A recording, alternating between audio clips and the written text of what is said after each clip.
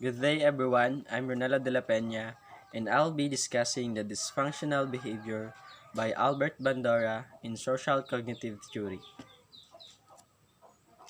Bandura's concept of triadic reciprocal causation assumes that behavior is learned as a result of mutual interaction of the person, environment, and behavioral factors. Bandura's concept of dysfunctional behavior lends itself most readily to depressive reactions, phobias, and aggressive behaviors. The feeling of worthlessness, lack of purposefulness, and pervasive depression is what we call the depression. Bandura believes that dysfunctional depression can occur in any of the three self-regulatory subfunctions. The three self-regulatory subfunctions are the self-observation, judgmental processes, and self-reactions. In self-observation, it tends to exaggerate their past mistakes and minimize their prior accomplishments. Dito kadalasan na misjudge ng isang tao ang kanilang performance at nakakalimutan na nilang i-appreciate ang mga accomplishment na na-achieve nila para sa kanilang sarili. Next is the judgmental processes. People are likely to make a faulty judgment. Limbawa nito ay yung mga taong ang tataas ng mga standards or principle in life na kung minsan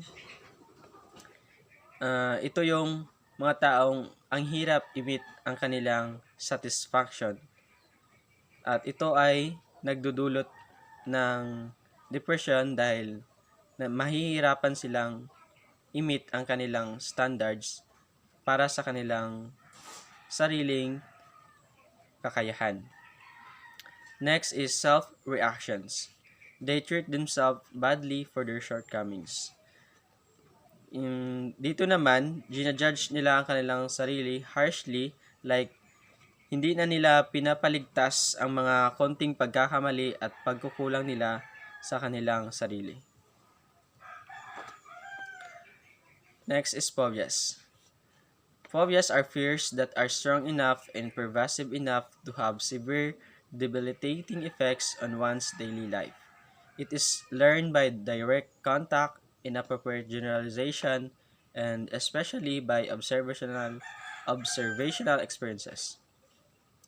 Nakakuha natin ito kadalasan sa undesirable past experiences natin na hindi natin mabura-bura sa isip at kung saan naaapektuhan ang ating kasalukuyang pamumuhay.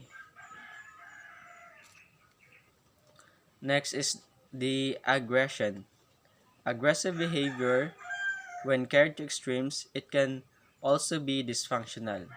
It is acquired through observation of others, direct experiences with positive and negative reinforcement, training or instruction, and bizarre beliefs. Some people believe that viewing aggressive behavior on television would have a cathartic effect on children.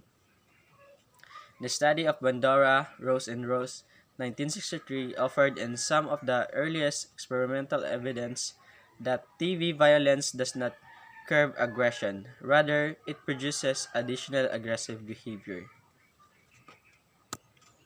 Those are the three concepts of dysfunctional behavior: the depression, the phobias, and aggression.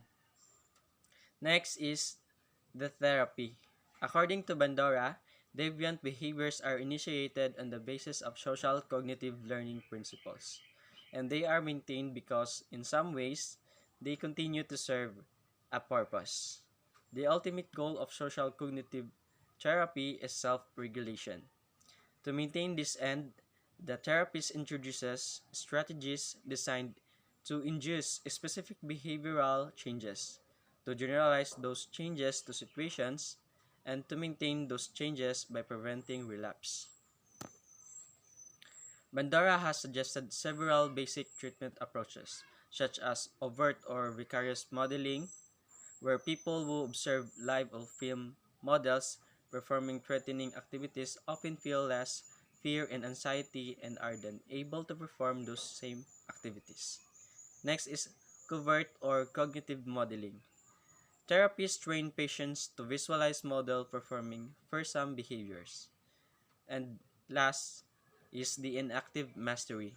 It requires patients to perform those behavior that previously produces incapacitating fears. Each of the strategies can be effective uh, and that they are most powerful when used in combination with one another. Bandura believes that the reason for their effectiveness can be traced to a common mechanism found in each of these approaches, namely cognitive mediation. Next is the related research. First is the self-efficacy and diabetes. Second is moral disengagement and bullying. And last is the social cognitive theory, goes global. In self-efficacy and diabetes, the study clearly demonstrated just how important self-efficacy is to the management of chronic disease. Higher level of self-efficacy were related to lower level of depression, increased adherence to doctor's order, lower BMI, and fewer and decreased severity of diabetes symptoms. Next is the moral disengagement and bullying.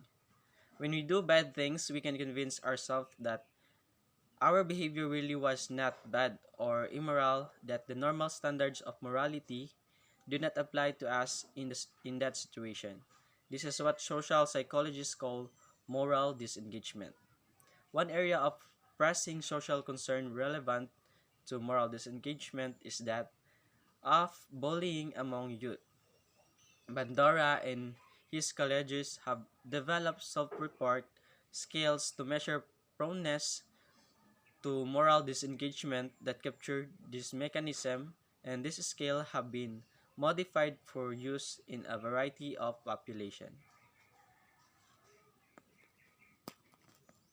Dora described mechanism of moral disengagement that fall under redefining or cognitively restructuring one's behavior in a positive light, minimizing the consequences of one's rule in the harm, disregarding or distorting the consequences of one's harmful behavior, and finally, stripping the victims of human qualities or blaming them for the harm done to them. Bandura's mechanism of moral disengagement and theory of efficacy on both the individual and the collective level provide an excellent foundation for creating intervention efforts to put an end to bullying. Last is the social cognitive theory goes global. Albert Bandura's most recent work is taking social cognitive theory in brave, new applied directions to find solutions to global problems such as soaring population growth.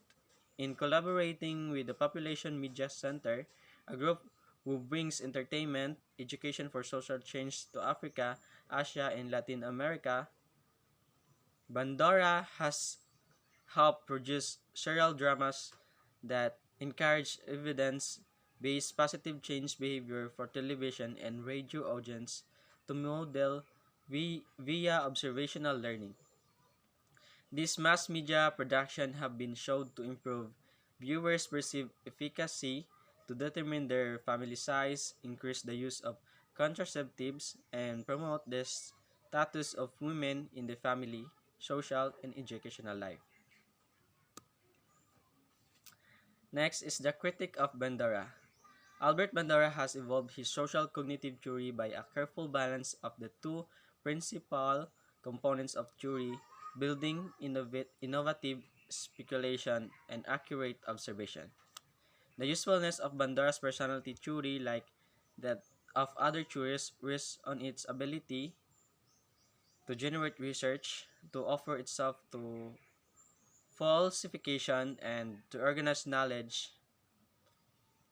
And Bandura theory has generated several thousands research studies and thus received a very high rating on its capacity to generate research.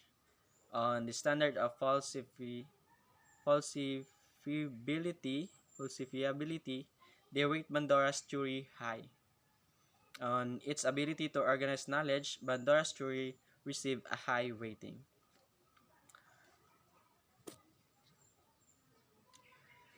Next is the concept of humanity. Bandura sees human as having the capacity to become many things, and most of these things are learned through modeling. If human learn were dependent on direct experiences of trial and error, it would be exceedingly slow, tedious, dangerous.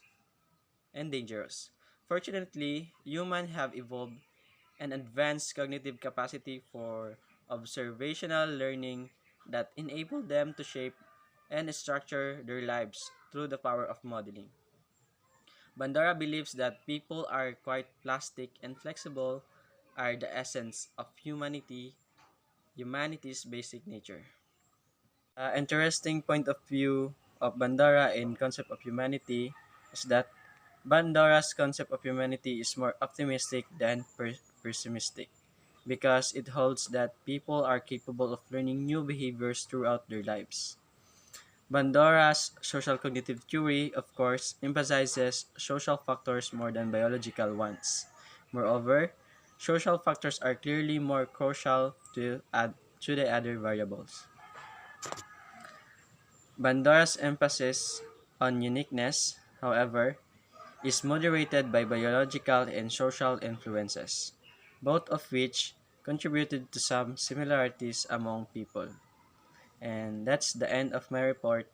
Thank you for listening.